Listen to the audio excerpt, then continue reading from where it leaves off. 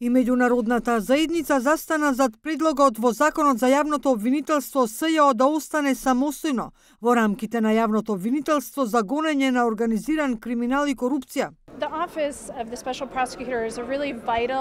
САД силно сметаа дека СЈО треба да остане независна канцеларија под канцеларијата на јавното обвинителство, но со независност за да може да води процеси против корупција на високо ниво и злоупотреба на функциите, со цел да се осигура дека ќе има одговорност за минатите, но и можни идни прекршоци. Ние силно веруваме дека тоа треба да биде дел од новиот закон. Кога зборуваме за судството, не станува збор само за законите, туку и за резултатите. Најважно за специјалното обвинителство е дека тие имаат резултати на својата работа во минатите 3,5 години, а јас бев тука овие 3,5 години и можев да ги видам.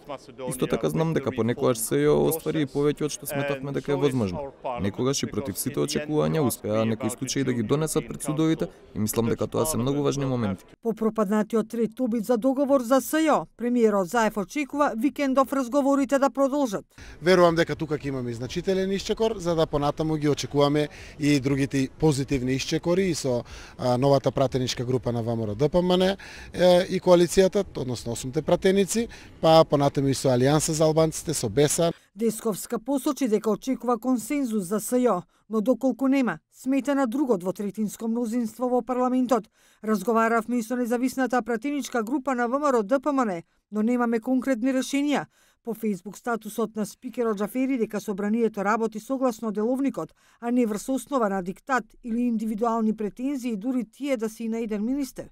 Министерката за правда вели дека спикерот е тој што закажува седници, но законот за јавното обвинителство е ургентен. Жалам што таа изјава вчера беше искористена од представниците на ВМРО-ДПМН при разговорите и на некој начин и сугерира комоција во процесот на разговори, бидејќи наводно председателот на собранието користејќи ја како алиби неговата изјава. Мислам дека изјавите на политичарите треба да помогнат во побрзо постигнување на консензус, а не да го одмогнуваат процесот. СДСМ тврди дека во амандманите на ВМРО-ДПМН стои Република Северна Македонија и дека тоа зборува за лажниот патриотизам. Од опозицијската партија велат дека амандманите се правени согласно текстот од законот на Министерството за правда и дека нивниот став е Република Македонија, а товарот за промената на името паѓа на СДСМ и власта на Заев.